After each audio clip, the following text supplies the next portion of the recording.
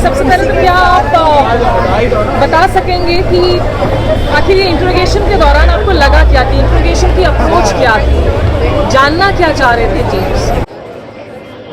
देखिए, मैं समझता हूँ कि जो वो इंट्रोगेशन कर रहे थे उसके बारे में मुझे नहीं लगता कि अभी कुछ कहना चाहिए। लेकिन मैं ये बात कह सकता हूँ कि वो लोग जो भी इल्ज़ामात लगा रहे हैं हम जैसे लोगों पर, पत्रकारों पर, जो फ्रीलांस जर्नलिस्ट है, जो बिल्कुल निराधार, बेबुनियाद राजनीतिक द्वेष और राजनीतिक मंशा से प्रेरित है, इसको कहने में मुझे तनिक भी कोई भी संकोच नहीं है। बाकी उनको जो आदेश आ रहा है उस आदेश का वो पालन कर रहे हैं। मेरा जो ज़मीर है मैं उसका पालन कर रहा हूँ। मेरा ज़मीर जो मुझे कह रहा है वो मैं कर रहा हूँ। मेरी पत्रकारिता मेरा ज़मीर है और मैं किसी और के लिए जिम्मेदार नहीं हूँ। जो मेरे जीवन की प्रतिबद्धता है, जो मेरा सोच है, उस पर मैंने कोई कंप्रोमाइज़ नहीं किया है, न करेंगे। लेकिन जिस तरह से इलेक्ट्रॉनिक गैजेट्स डिवाइसेस को जर्नलिस्ट के रख लिए जा रहे हैं, आर्बिट्रेरली उनको रखा जा रहा है, इससे जो है मैसेजिंग बहुत ज़्यादा बढ़ जाती है ना फिर कि आप तमाम सोर्सेज को भी मैसेज दे रहे हैं, दूसरे जर्नलिस्ट को भी आप एक क्लैम्प डाउन इफेक्ट कर रहे हैं। ये देखो, आपका स्मिता बहुत बड़ा सवाल है, बहुत महत्वपूर्ण सवाल है और ये पूरी तरह इलीगल है, अनकॉन्स्टिट्यूशनल है, इनह्यूमन है और हमारे प्रोफेशन ही नहीं, हमारे समाज के किसी भी क्षेत्र में इसे एक्सेप्ट नहीं किया जा सकता है। पूरी दुनिया में जितनी डेमोक्रेसीज हैं वहाँ ऐसा कहीं नहीं होता है। ये जो जैसे मेरा सब कुछ ले लिया गया, मेरे पास कुछ भी नहीं बचा है, तो ये प्राइवेसी का ही नहीं है, हमारे समूचे प्रोफेशनल लाइफ का सारा कुछ जो है वो आप ले रहे हैं। आपका कोई अधिकार उस पर नहीं है। आपका अधिकार सिर्फ यह है कि अगर किसी व्यक्ति ने कोई गड़बड़ी की है उसकी आप इन्वेस्टिगेशन करें, उसकी आप पड़ताल करें, लेकिन आप उसके सारे के सारे चीज़ें आप ले लें तो ये तो बिल्कुल गैर कानूनी है। लेकिन इस देश में गैर कानूनी होना ही आई थिंक प्रशासनिक सेवा का हिस्सा बन गया है। ये बहुत दुखद है। सर, एक आखिरी सवाल आपसे जानना चाहूँगी कि आज की तारीख में एक न्यूज़ रूम के खिलाफ आतंकवाद के चार्जेस लगाए जाते हैं, चार्जेस बिना साबित किए न्यूज़ रूम पर ताला जड़ दिया जाता है और कंट्रीब्यूटर्स, वरिष्ठ पत्रकार हो, आप जैसे छोटे बच्चे हो, तमाम लोगों को बुलाकर इंटरोगेट किया जाता है। इसकी मैसेजिंग क्या सिर्फ न्यूज़ क्लिक के लिए है या एक लार्जर मैसेजिंग है? भारत जो है प्रेस फ्रीडम के इंडेक्स में 161/180 या 181 है, आप करेक्ट कर लीजिएगा अगर मैं गलत हूं तो। और ये शुरू हुआ है 121 से, इतना नीचे गिरा है। एक ज़माने में कुछ ही साल पहले 121 थे, 127 थे, 129 थे, आज हम 161 पहुंच गए हैं। हमारे साउथ ईस्ट एशिया में, अगर साउथ एशिया को पूरा देख लो और साउथ ईस्ट एशिया को भी देख लो, सब जगह, तो आप पाएंगी कि भारत जिस तरह नीचे गिरा है उसकी कल्पना नहीं की जा सकती है। हम पहले खुश होते थे कि हम आसपास के देशों से हमारी स्थिति बेहतर है, हम सारे देशों से बुरी हालत में पहुंच गए हैं। तो इसलिए मेरा ये कहना है कि ये सब चीज़ें जो हो रही हैं वो बता रही हैं कि हम कल्मिनेट कैसे कहाँ हो रहा है। ये देखिए, एक न्यूज़ रूम पर आप टेररिज्म का आप पूरा चार्जेस लगा रहे हो, जो आपने क्लियर नहीं किया है कि किस आधार पर लगा रहे हो। हमने अभी तक ये नहीं देखा है कि किसी चाइना के डिप्लोमेट को समन करके उनसे सवाल पूछा गया हो। अगर आपका बेसिक प्रेमिस ये है कि चाइनीज फंडिंग आई है, जिसको आप मान रहे हो कि टेरर फंडिंग आई है, क्योंकि चाइना के साथ एलएसी पे जो हो रहा है, टेंशन हो रहा है, उसके बावजूद आपकी डिप्लोमेटिक रिलेशनशिप तो बनी हुई है। ऐसा नहीं है कि आपने चीन के दूतावास को बंद कर दिया है।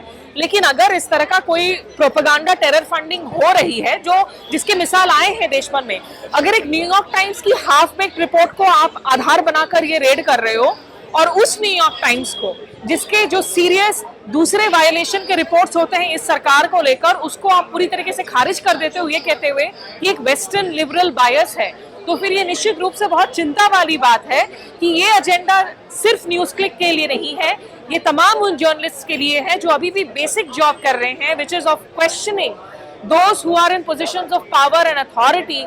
क्योंकि ये जो मैसेजिंग आ रखी है कि 10 साल का वक्त पूरा करने वाले हैं प्रधानमंत्री मोदी और अभी तक एक प्रेस कॉन्फ्रेंस तक नहीं किया है, so that agenda is set really from the top। At the end of a trial which can last years, journalists arrested under UAPA can end up spending months, if not years, behind bars before they are even granted bail. We already have the case of Siddique Kappan before us. He was incarcerated for 2 years and 4 months before finally securing bail. The tragic death of Father Stan Swami in custody is a reminder of how indifferent the authorities seem to have become towards human life under the guise of combating terrorism. सबसे बड़ी समस्या यही है कि जिस तरह से 45-46 लोगों के ऊपर एक साथ, उसमें बहुत सारे जर्नलिस्ट हैं, रिपोर्टर हैं, कुछ पूर्व एम्प्लॉयज़ हैं और एक्टिविस्ट भी हैं, तो इतने सारे लोगों पर अगर एक साथ सरकार इस तरह का अटैक कर रही है, रेड डाल रही है और उसमें यूएपीए जैसे केसेस हैं, तो ये अपने आप में बड़ी चिंता की बात है, खासकर उनके लिए जो कि जिनको कोई इंस्टीट्यूशनल सपोर्ट नहीं है, फ्रीलांस जर्नलिस्ट हैं या छोटी ऑर्गेनाइजेशंस हैं, वो उनके अंदर एक तरह का डर का माहौल होगा। अब बाकी मेन स्ट्रीम दरबारी मीडिया को तो आप देख रहे हैं, टेलीविज़न की मैं खासकर बात करूँ तो किस तरह से वो सरकार के सामने एकदम पूरी तरह झुका हुआ। थोड़ी बहुत जो उस तरह की आवाज़ें बची हैं, जो क्रिटिकल आवाज़ें हैं, जो सरकार से सवाल पूछ सकती हैं, उन पर इसका बहुत बुरा असर पड़ने वाला है। मैं न्यूज़ क्लिक की स्पेसिफिक बात करूं अगर, तो इस मामले में आप ये देखिए कि जो रिपोर्टर हैं उनके इक्विपमेंट कॉन्फिस्केट कर लिए गए। अब ये ऐसा हाई टाइम है जहां पर अब हमारे पास कोई ना कोई एक स्पेसिफिक इंस्टीट्यूशनल सेफ्टी होना चाहिए कि क्या जर्नलिस्ट के इक्विपमेंट को ऐसे ही आर्बिट्रेरी तरीके से जब्त किया जा सकता है। उसमें बहुत सेंसिटिव इन्फॉर्मेशन हो सकती है, उसमें सोर्सेस की जानकारी हो सकती है, उसमें रिपोर्ट्स हो सकती हैं, आइडियाज़ हो सकते हैं, डॉक्यूमेंट हो सकते हैं।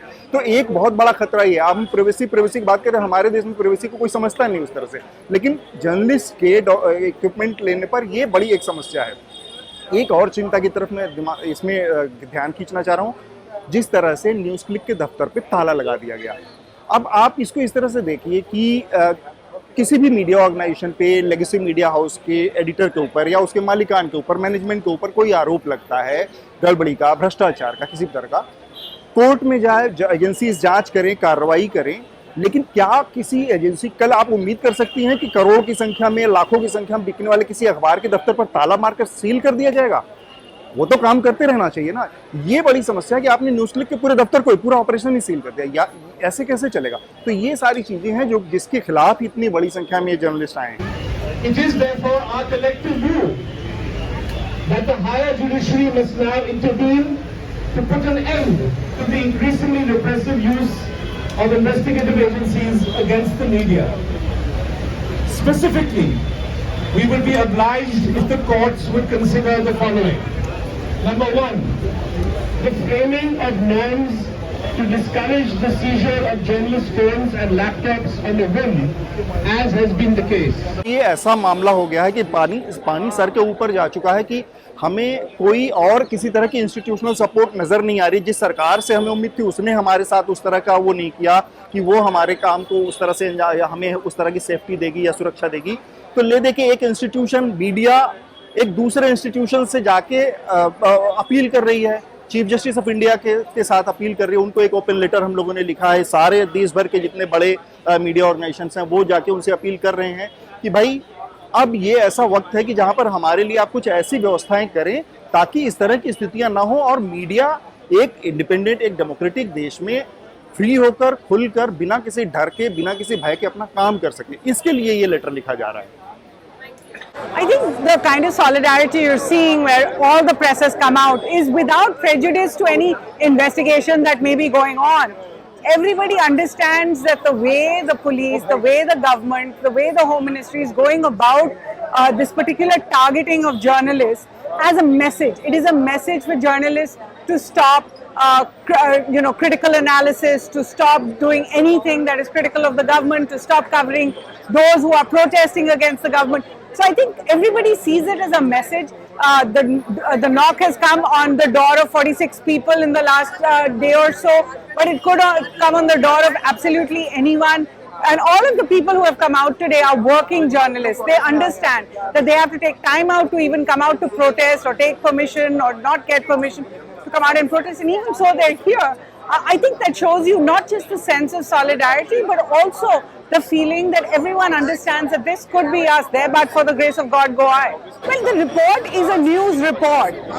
I would not expect the government to ignore a news report as much as I would not expect the government to take action on the basis just of a news report. They need to find what is the basis of what they're charging everyone with. After all, the charges are extremely serious. They're talking about terrorism, they're talking about the UAPA.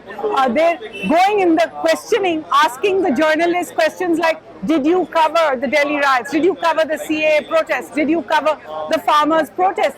Any journalist in Delhi at a certain point of time will have covered all of these. Did you go to the JNU protests? These are all part of our daily beat. So the government is actually saying, don't do your job. Let us tell you how you should do your job. And that's unacceptable. Section of journalists in India finds itself working under the threat of reprisal, and it is imperative that the judiciary confronts power with a fundamental truth that there is a constitution to which we are all answerable. मुझे नहीं लगता एकदम news click के बारे में है। News click एक तरीके से झुंझुना पकड़ लिया, जिससे एक पूरा माहौल बनाने की कोशिश हुई है। अगर सिर्फ न्यूज़ क्लिक के बारे में होता तो न्यूज़ क्लिक के 2 मालिकों या एक मालिक के बारे में होता। ये कि इन्होंने इतने सारे पत्रकारों को घेरा, उनको परेशान किया, ये एक हवा बनाने की बात है, खौफ फैलाने की बात है मेरे ख्याल से। और एक तरीके से देखिए तो सच हो गया है, मतलब आपने वो खौफ पैदा कर दिया है कि यंग जर्नलिस्ट सोचेगा अगली बार कि करें ना करें, इस प्रोफेशन में रहें ना रहें, चुप रहें। टू मी इलेक्शन से कुछ महीने पहले ये करने का जो प्रयास है, खौफ ये कि इससे बुरा ना हो। तरीके वही हैं, मेथड्स थोड़े से बदल गए होंगे, बट एंड इफेक्ट वही लाने का प्रयास है कि मैं कागज़ साफ ना हो लेकिन कागज़ पे लिखने वाले लोग ही ना बचे। तो एंड इफेक्ट वही है जो इमरजेंसी का परहैप्स होगा।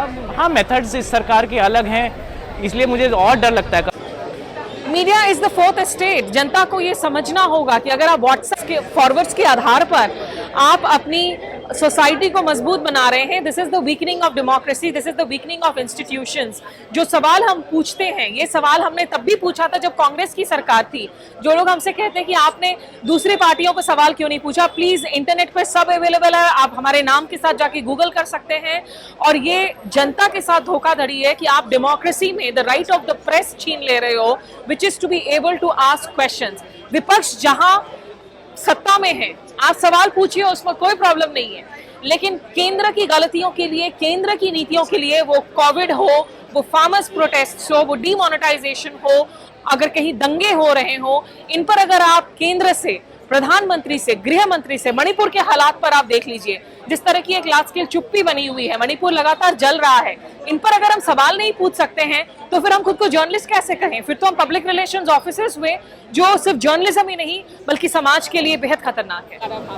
The fact that these 2 journalists from NewsClick, Prabir Purkayastha and his colleague Amit, have been arrested under the UAPA, which is a terrorist act.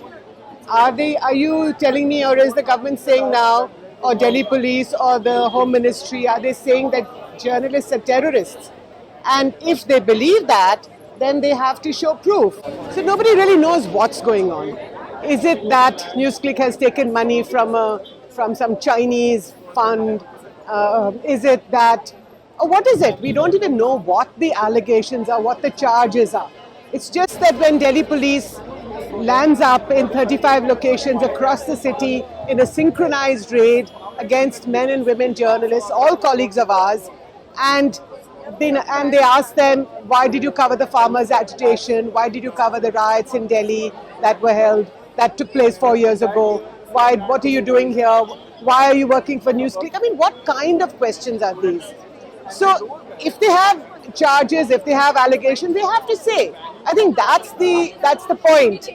And अगर हम न्यूयॉर्क टाइम्स के आधार पर अपनी चार्जशीट बना रहे हैं, तो ये भी तो बताना चाहिए ना कि यही सवाल है।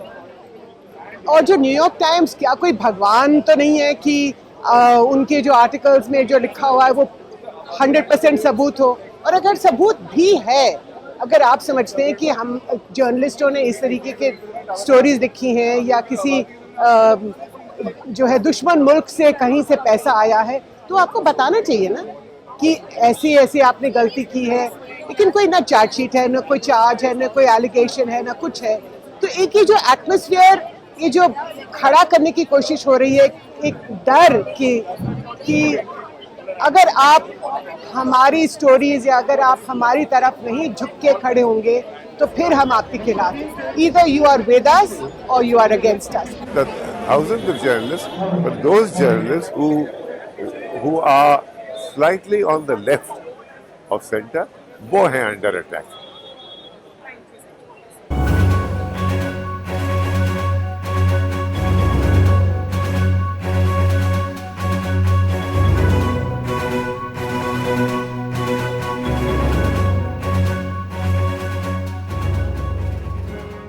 सत्य हिंदी का ऐप डाउनलोड करें गूगल प्ले स्टोर पर.